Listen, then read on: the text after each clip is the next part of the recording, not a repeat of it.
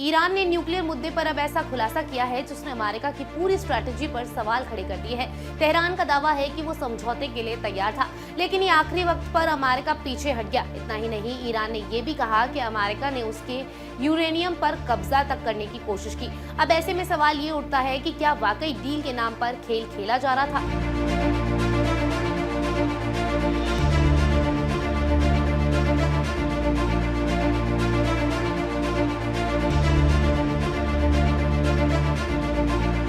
Middle east की सियासत में एक और बड़ा धमाका हुआ है, क्योंकि ईरान ने न्यूक्लियर बातचीत को लेकर ऐसा खुलासा कर दिया है जिसने वॉशिंगटन की नीयत पर सीधे सवाल खड़े कर दिए हैं। ईरान की पार्लियामेंट के नायब स्पीकर अली नगजाद ने साफ साफ कहा है कि तेहरान ने बातचीत में नेक नीति दिखाते हुए बड़ा कदम उठाने की तैयारी कर ली थी। यहाँ तक कि 450 किलोग्राम एनरिच्ड यूरेनियम को कम करने तक पर इत्तेफाक होने जा रहा था, ताकि भरोसा कायम किया जा सके।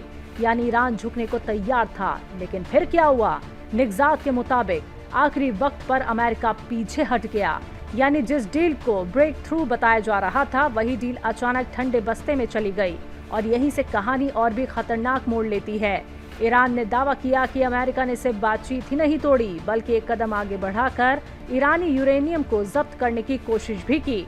इस्फहान में एक ऑपरेशन के जरिए। हालांकि ये कोशिश नाकाम रही, लेकिन इस खुलासे ने ये साफ सवाल खड़े कर दिए हैं कि क्या अमेरिका बातचीत के नाम पर दबाव और जबरदस्ती की रणनीति अपना रहा था। निगजाद ने यह भी बताया कि शुरुआती दौर में एक ऐसा बड़ा प्लान तैयार हो रहा था जिसमें ईरान, अमेरिका और सऊदी अरब मिलकर एक ज्वाइंट निजाम बनाते जो यूरेनियम कम करने के अमल की निगरानी करता, यानी एक तरह का न्यूक्लियर सुपरविजन इत्तेहाद।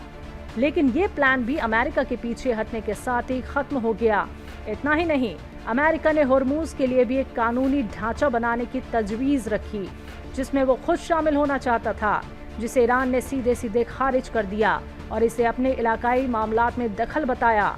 यानी तस्वीर साफ है। एक तरफ ईरान दावा कर रहा था कि वो समझौते के लिए तैयार था, दूसरी तरफ अमेरिका पर इल्जाम है कि उसने बातचीत को पटरी से उतार दिया और साथ ही दबाव बनाने के लिए खतरनाक कदम भी उठाए। अब सबसे बड़ा सवाल यही है, क्या वाकई ये डील कभी होनी ही नहीं थी या फिर इसे जानबूझकर फेल किया गया?